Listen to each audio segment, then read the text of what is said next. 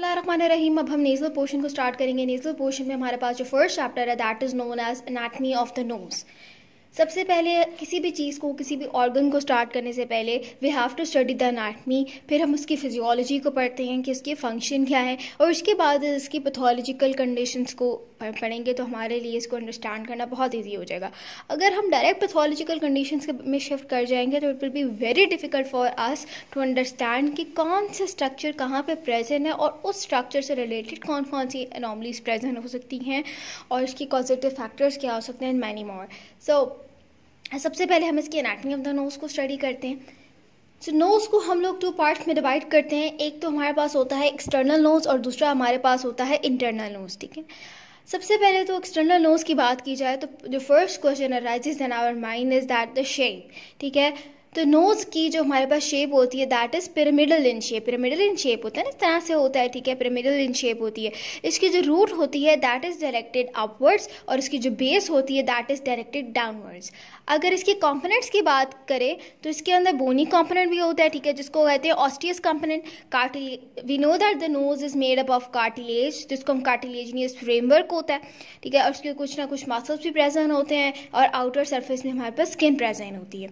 अब हम one by one इसको स्टडी करेंगे। So first of all we have the osteocartilaginous framework. Osteocartilaginous framework में सबसे पहले हम ऑस्टियस पार्ट को स्टडी करेंगे और उसके बाद हम कार्टिलेजिनियस पार्ट को स्टडी करेंगे।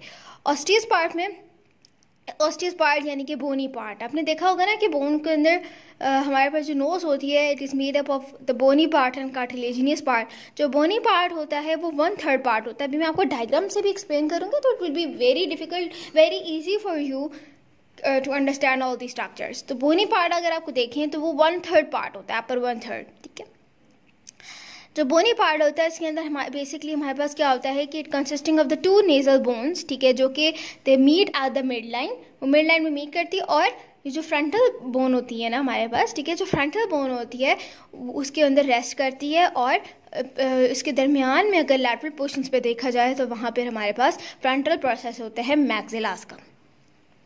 अगर कार्टिलेजिनियस पार्ट की बात की जाए, ठीक है, सबसे पहले मैं आपको ये एक्सप्लेन करती हूँ फिर आपको डायग्राम से एक्सप्लेन करूँगी, तो डोंट वरी। तो कार्टिलेजिनियस पार्ट की बात की जाए तो लोअर 2/3 होते हैं। ठीक है, कार्टिलेजिनियस पार्ट ज़्यादा होता है, तो जो लोअर 2/3 पार्ट होता है that comprise the cartilaginous one. इसके अंदर सबसे पहले जो चीज़ होती है that is upper lateral cartilages. ठीक है, अपर लेटरल कार्टिलेजेस होते हैं जो कि दोनों लैटरल साइड पे प्रेजेंट होते हैं, अपर सरफेस पे प्रेजेंट होते हैं।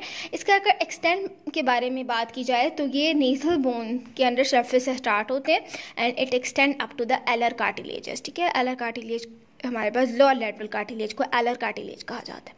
वो यहाँ पे क्या करते हैं, दे फ्यूज विद ईच अदर।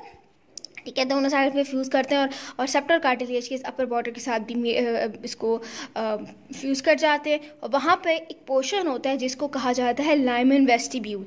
ठीक है, लाइमन वेस्टिब्यूल हमारे पास एक ऐसा पोर्शन होता है जहाँ पर हेयर प्रेजेंट होते हैं, सेबेशियस ग्लैंड्स प्रेजेंट होते हैं। ठीक है, तो लाइमन वेस्टिब्यूल हमारे पास जो है वो ऑब्वियसली लोअर लेटरल कार्टिलेज का जो एरिया होता है जिसको एलर कार्टिलेज कहा जाता है वहाँ पर प्रेजेंट होते हैं।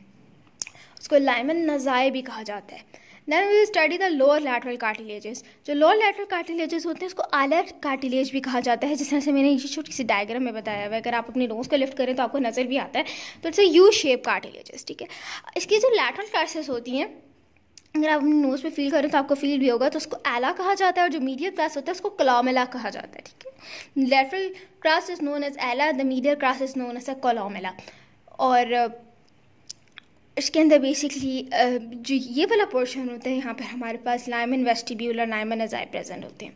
जो लेसर एलर कार्टिलेजेस होते हैं 2 और मोर नंबर होते हैं। ठीक है, एलर कार्टिलेज के लैटरली भी प्रेजेंट हो सकते हैं और अबव भी प्रेजेंट हो सकते हैं। इस डायग्राम में मैं आपको एक्सप्लेन करी थी, देखें, इट्स यू शेप। और लैटरल क्रस्ट को एला कहा जाता है और जो मीडियल क्रस्ट होती है ये वाली इसको कोलोमेला कहा जाता है। फिर जो लेसर एलर कार्टिलेज जो होते हैं वो मैंने आपको बताया था 2 मोरे नंबर होते हैं। ये एलर कार्टिलेज के अबव भी प्रेजेंट हो सकते हैं और लैटरल भी प्रेजेंट हो सकते हैं।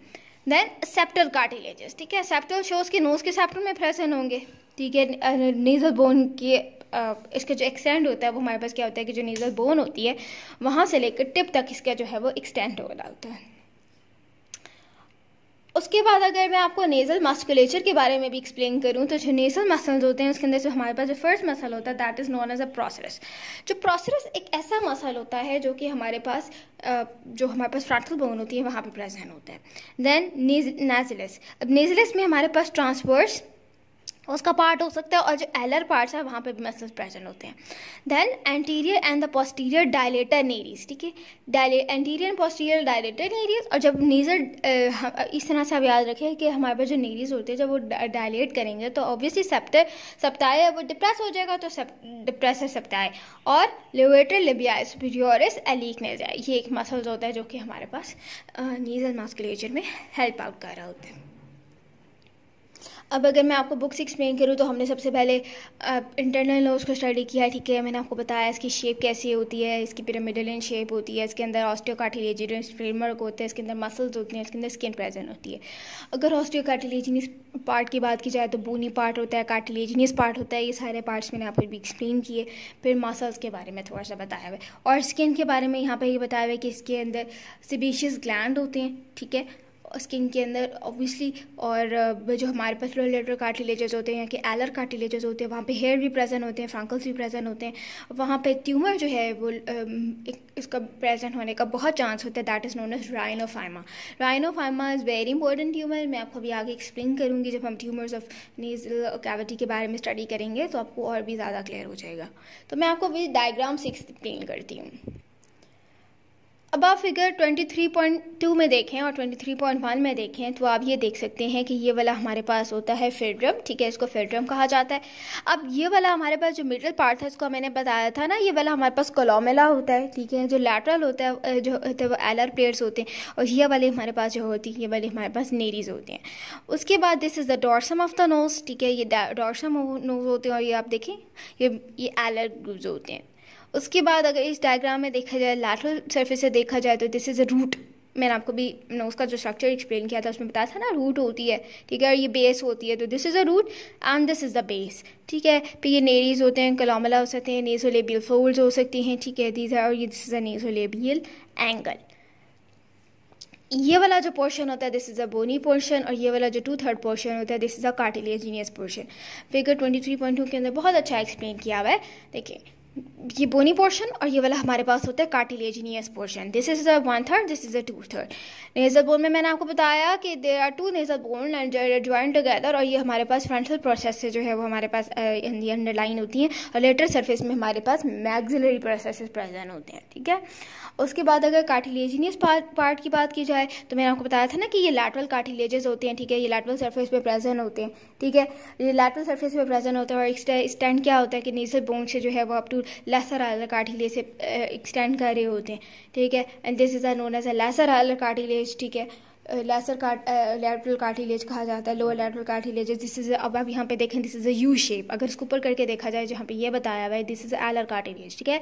This is the U shape structure. जो मीडियल सरफेस होती है that is known as a columella and the lateral surface is known as ala, ठीक है, एला। ये वाला जो स्ट्रक्चर होता है यहाँ पे इसको लाइमन नज़ाए कहा जाता है। यहाँ पे और जो एरिया होता है इसके अंदर हमारे पास वेस्टिब्यूल होता है, इसके अंदर हेयर फॉलिकल्स और सारी चीज़ें हमारे पास प्रेजेंट होती हैं।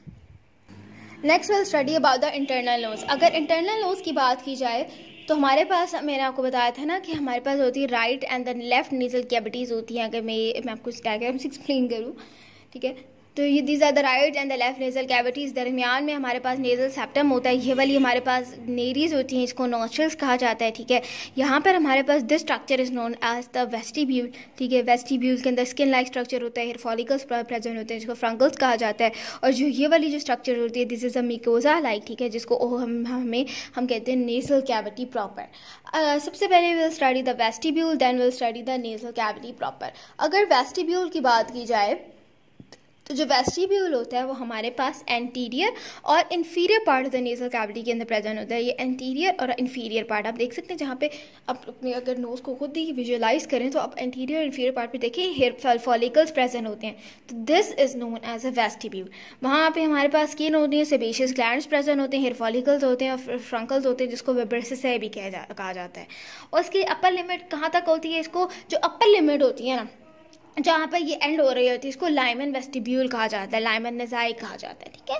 और नेज़ल वॉल्व कहा जाता है। अगर मैं इसका पूरी इसकी एक्सटेंट बताती हूँ या इसका रिलेशंस के बारे में थोड़ा सा आपको एक्सप्लेन करती हूँ, तो हमारे पास क्या होता है कि जो इसके अंदर क्या होता है कि जो laterally it is bounded by the lower border of the upper lateral cartilages, ठीक है, और वहाँ पे फिब्रोफैटी टिश्यूज़ भी प्रेजेंट होते हैं। और वहाँ पर हमारे पास जो इन्फीरियर टर्बिनेट होता है, हम 3 टर्बिनेट्स के बारे में अभी मैं आपको डिस्कस करूँगी। एक सुपीरियर होता है, एक इन्फीरियर होता है और हमारे पास होता है मीडियल टर्बिनेट, ठीक है। तो जो इन्फीरियर टर्बिनेट होता है वहाँ पे इसका जो इंटीरियर एंड होता है वहाँ पे इसकी बाउंड्री बना रहा होता है, ठीक है।